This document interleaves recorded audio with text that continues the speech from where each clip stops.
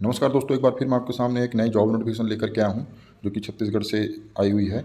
नगर सेना अग्निशामक एवं आपातकालीन सेवा तथा एसडीआरएफ मुख्यालय छत्तीसगढ़ से निकली हुई है। तो देखते हैं, 2/6 का ये लेटर है, 2/6/2025 का। यहाँ हम देखते हैं क्या कह रहा है। छत्तीसगढ़ अग्निशमन एवं आपातकालीन सेवा तथा राज्य आपदा मोचन बल तृतीय श्रेणी अराजपत्रित कार्यपालिक सेवा भर्ती नियम एवं पदोन्नति नियम 2017 के तहत अग्निशामक विभाग में रिक्त पदों की पूर्ति हेतु छत्तीसगढ़ स्थानीय निवासी उम्मीदवारों से छत्तीसगढ़ अग्निशमन आपातकालीन सेवा की वेबसाइट cghgcd.gov.in पर दिनांक 1/7/2025 से ऑनलाइन आवेदन आमंत्रित किए जाते हैं। मैनुअल अथवा डाक से भेजे जाने वाले आवेदक पत्र स्वीकार नहीं किए जाएंगे।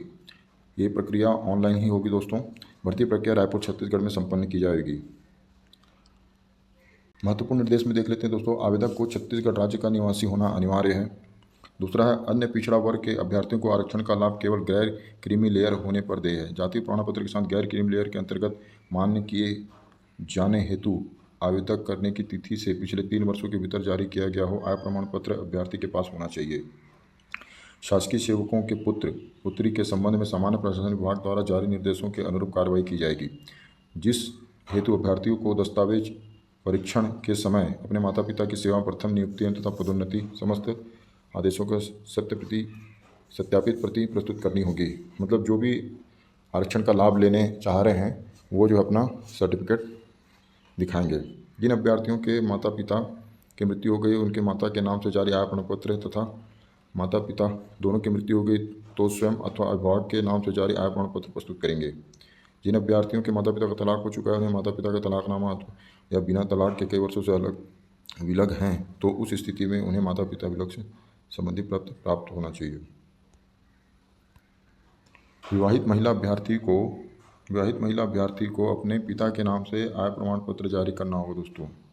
तीसरा कह रहा है, न्यूनतम 3 वर्ष की सेवा पूर्ण करने वाले नगर सैनिक को ही आरक्षण का लाभ प्रदान किया जाएगा। जो नगर सैनिक है, होमगार्ड में है, उनको 3 साल सर्विस हो गई है, वही नहीं जो है आरक्षण का लाभ दिया जाएगा।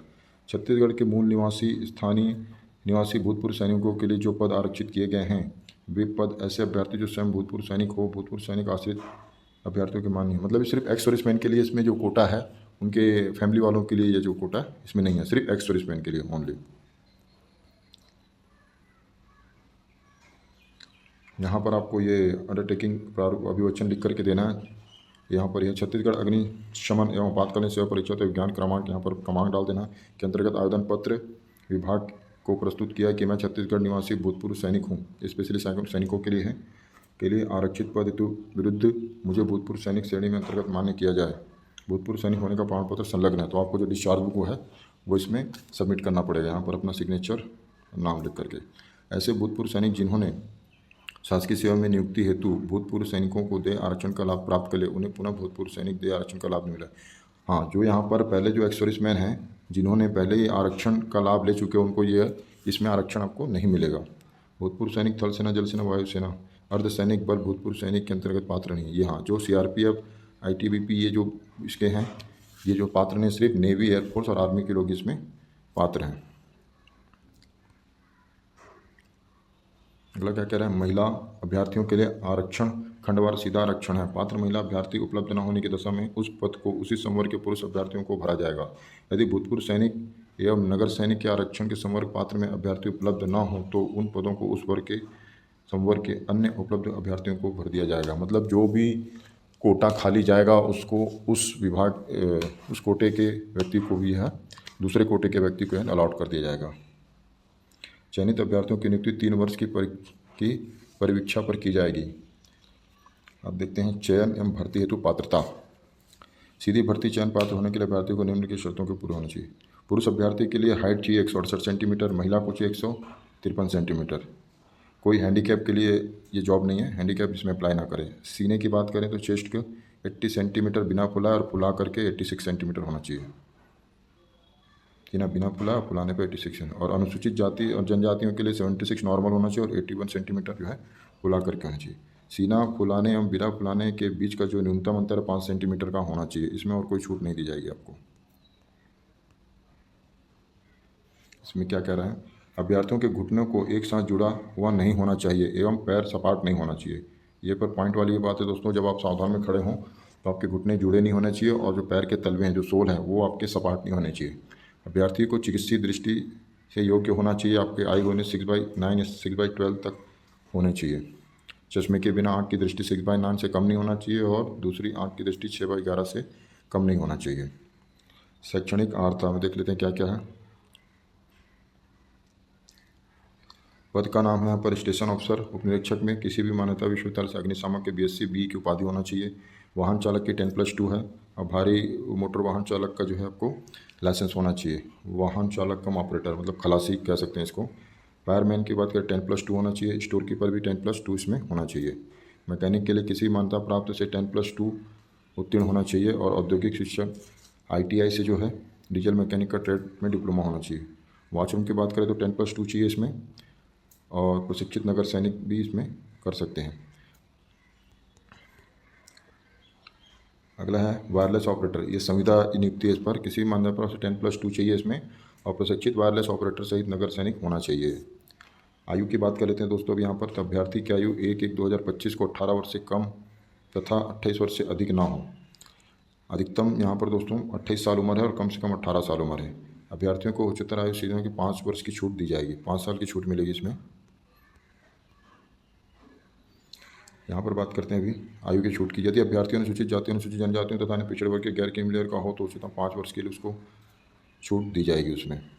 ऐसे अभ्यर्थी जो स्थायी अस्थायी शासकीय सेवक हो 38 वर्ष से अधिक आयु का नहीं होना चाहिए। तो पहले से ही इसमें जॉब करे गवर्नमेंट में तो उसके लिए करे तो 38 साल उसकी उम्र इसमें निर्धारित की गई है। ऐसे अभ्यर्थी जो अस्थायी स्थायी रूप से पद दान कर रहा हो तथा किसी अन्य पद के लिए आवेदन कर रहा हो तो 38 वर्ष से अधिक की आयु नहीं होनी चाहिए। यहाँ पर मैंने आपको पहले बता दिया। इसकी बात करते हैं। ऐसा अभ्यर्थी जो भूतपूर्व सैनिक हो उसे अपनी आयु में से उनके द्वारा पूर्व में की गई समस्त प्रतिरक्षा सेवा की कालावधि कम करने के लिए अनुज्ञागत है। मतलब आपने जितनी भी सर्विस की हुई है और आपके जो प्रेजेंट में जो आपकी उम्र है उसको जो है घटा करके आपको जो है आपकी उम्र को काउंट किया जाएगा। उसके बाद भी आपको 3 वर्ष की छूट उसमें और आपको दी जाएगी। बात करते हैं चयन प्रक्रिया की। आवेदन पत्रों की छानबीन। आवेदन पत्रों की छानबीन करते हुए समस्त विहित मापदंड अर्हताओं को पूर्ण करने वाले अभ्यर्थियों को प्रथम चरण में शारीरिक दक्षता में भाग लेना पड़ेगा। मतलब सबसे पहले आप फिजिकल आपका टेस्ट होगा। शारीरिक मापदंड क्या क्या होंगे वो देखते हैं अभी आके। योग्यता है शारीरिक माप के संबंधित किसी विवाद में जिला मुख्यालय चिकित्सा अधिकारी अंतिम विनिश्चित अंतिम होगा। शारीरिक दक्षता परीक्षा। स्टेशन ऑफिसर उप निरीक्षक की शारीरिक दक्षता की परीक्षा कुल 300 अंकों की होगी। फिजिकल आपका 300 अंक का होगा। शारीरिक दक्षता परीक्षा में कम से कम 30% अंक अर्जित करने होंगे।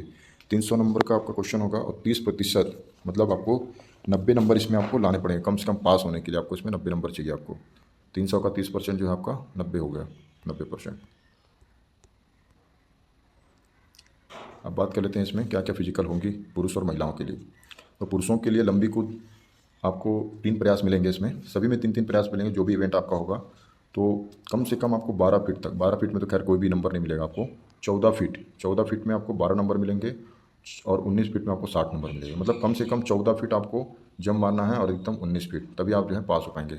लेडीज़ों के लिए क्या है, कम से कम 10 फीट, कम से कम 10 फीट, अधिकतम जो है 15 फीट, तभी जो है पास हो पाएंगे। ऊंची कूद की बात करें तो पुरुषों के लिए तो कम से कम 4.2 और मैक्सिमम 4.10 आपको कूदने हैं। लेडीज़ों की बात करें तो इसमें 3.2 इंच से लेकर के 3 फीट 2 इंच से लेकर के 3 फीट 10 इंच तक जो है इसमें करना है। बात करते हैं गोला फेंक की। तो इसमें कम से कम आपको 5 मीटर फेंकने हैं, अधिकतम 9 मीटर। और लेडीज़ों में 5 मीटर कम से कम, अधिकतम 9 मीटर। इसमें कोई आपको लेडीज़ और जेंट्स में कोई छूट नहीं है, बराबर का इसमें मुकाबला है। 100 मीटर की बात करें तो यहाँ पर जो है कम से कम आपको 16.5 सेकंड में आपको ये दौड़ पूरी करनी है। आप उससे कम में लेते हैं तो आपको यहाँ पर बोनस पॉइंट मिलेगा, देख लीजिए जैसे मार्क है यहाँ पर। और लेडीज़ों की बात करें तो कम से कम 18 सेकंड में आपको पूरी करना है। 18.5 सेकंड में वो जनरली जो 15 सेकंड में हो जाता है। ठीक है, बात करते हैं अब इसमें 1500 मीटर दौड़ की। तो कम से कम 5 मिनट 40 सेकंड में आपको ये रूट पूरा करना है। और आप ज़्यादा में रूट पूरा करते हैं तो आपको उसी हिसाब से नंबर आपको मिलते रहेंगे। लेडीज़ों की बात करें तो 6 मिनट 40 सेकंड में पूरा करना है कम से कम। पुरुषों से 1 मिनट फालतू दिया गया है यहाँ पर लेडीज़ों को। आगे देखते हैं। वाहन चालक कम operator, fireman, store keeper, mechanic, washroom operator एवं वायरलेस ऑपरेटर संविदा पद हेतु शारीरिक दक्षता के कुल 100 अंक होंगे। इस शारीरिक दक्षता परीक्षा में कुल 100 अंक में से सामान्य वर्ग अभ्यर्थियों को न्यूनतम 50 अंक और अनुसूचित जाति जनजाति को 40 अंक इसमें अर्जित करने होंगे। तो दौड़ की बात करें, 100 मीटर दौड़ अधिकतम 25 अंक, पुरुष 100 मीटर दौड़ 10 किलोग्राम वजन के साथ दौड़ेंगे और 50 महिला जो है 100 मीटर दौड़ 5 किलो वजन के हिसाब से इसमें लेकर के दौड़ेंगे। तो यहाँ पर इनमें कम से कम आपको जो 19 सेकंड में आपको आना है, पुरुषों को और महिलाओं को भी 19 सेकंड में आना है, 19 सेकंड के भीतर आपको आना है।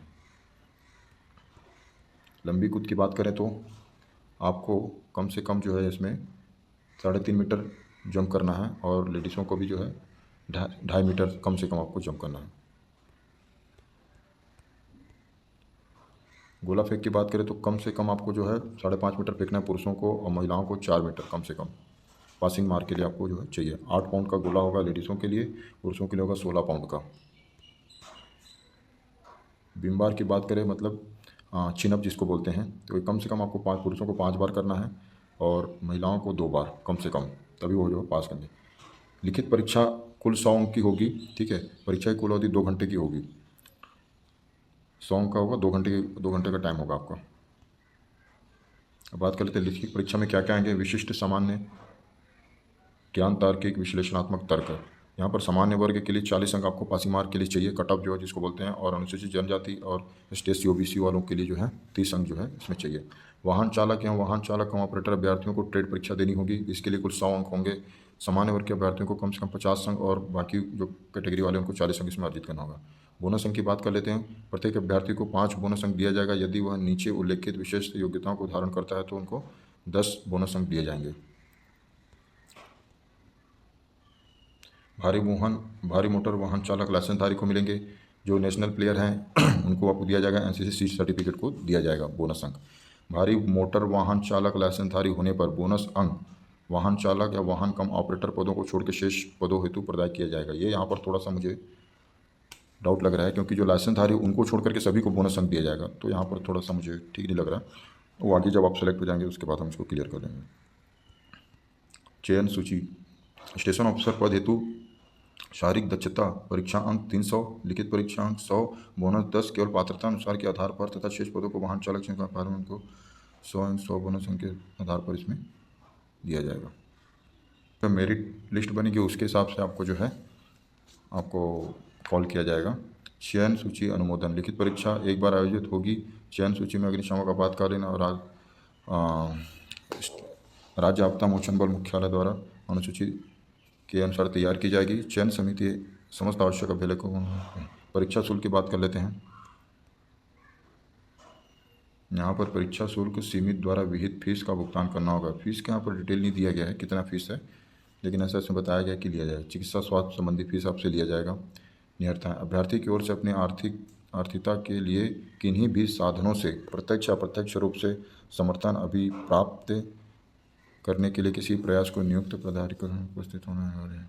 कोई भी महिला पुरुष जिसकी एक से अधिक पत्नियां जीवित हो और कोई भी महिला अभ्यर्थी जिसे एक ऐसे पुरुष से विवाह किया हो जिसे पहले से ही एक पत्नी जीवित हो, सेवा पद में नियुक्ति के लिए पात्र नहीं है। ये ध्यान रख लियो भाई। तो यहाँ पर क्या क्या डॉक्यूमेंट आपको लाने हैं ऑनलाइन सबमिट करने, वो बताता हूँ। मूल निवासी प्रमाण पत्र चाहिए, शिक्षा संबंधी प्रमाण पत्र चाहिए, उच्चतर आयु में छूट प्राप्त करने के लिए प्रमाण पत्र चाहिए, आरक्षण का लाभ लेने के लिए जाति प्रमाण पत्र चाहिए, आय प्रमाण पत्र चाहिए। भूतपूर्व सैनिकों के लिए जो भी क्या बोलते हैं उनका डिस्चार्ज बुक है वो चाहिए। बोनस अंक तो एक heavy vehicle driving licence, 2 national sports certificate, 3 के लिए जो है आपको होना चाहिए आपके पास। तो यहाँ पर स्टेशन ऑफिसर के लिए जो है टोटल जो है यहाँ पर 21 पद है दोस्तों, 21 पद। इसमें नगर सैनिकों, इसमें जो है एक्स सर्विसमैन के लिए कुछ भी नहीं है, और पे लेवल 7 पे इसमें आएगा आपको। वाहन चालक की बात करें तो टोटल 14 वैकेंसी है, 14 वैकेंसी है, और इसमें जो है एक्स सर्विसमैन की भी कोई वैकेंसी नहीं है इसमें। वाहन चालक कम ऑपरेटर की 86 वैकेंसी है यहाँ पर, 86। तो यहाँ पर जो है भूतपूर्व सैनिकों के लिए एज वाइज जो वैकेंसी है, और जनरल के लिए 3, ST के लिए 1, और OBC के लिए 1, और OBC के लिए 2, 1, और ST/SC के लिए 2 और 1 है यहाँ पर। फायरमैन की बात करें तो यहाँ पर जो है 117 वैकेंसी है, इसमें भी एक्स सर्विसमैन के लिए है। और स्टोर कीपर की बात करें तो इसमें 32 वैकेंसी टोटल इसमें भी स्टोर एक्स सर्विसमैन के लिए है।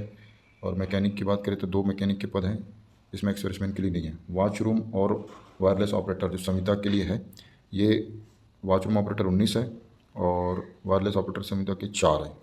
यह पद 3 वर्ष सेवा हेतु पूर्ण करने वाले नगर प्रशिक्षित सैनिकों को द्वारा भरा जाएगा। मतलब जो 3 साल नगर सैनिक रहे हैं उनके लिए जो है ये एप्लीकेबल है। इसमें जो है वायरलेस ऑपरेटर के लिए एक मुश्त मासिक संविदा वेतन जो है निर्धारित किया गया है। टोटल 295 पोस्ट है यहाँ पर। अब बात करते हैं डेट की, कब कब जो है आपको इसमें अप्लाई करना है। डेट की बात करें तो ऑनलाइन आवेदन भरने की प्रारंभिक तिथि 1/7/2025 से आपको शुरू हो जाएगा और 31/7/2025 तक आखिरी डेट है। त्रुटि सुधार के लिए 10/8 तक जो है आप त्रुटि सुधार कर सकते हैं। और परीक्षा शुल्क की बात करें तो अनारक्षित वर्ग और अन्य पिछड़ा वर्ग के लिए 300 रुपये, अनुसूचित जाति अनुसूचित जनजाति के लिए 200 रुपये यहाँ पर है। तो उम्मीद करता हूँ दोस्तों आपको ये वीडियो पसंद आई होगी। पसंद आई है तो अपने दोस्तों के साथ शेयर करें, उन्हें बताएं और आप खुद भी भरें। मिलते हैं दोस्तों नेक्स्ट वीडियो में। जय हिंद।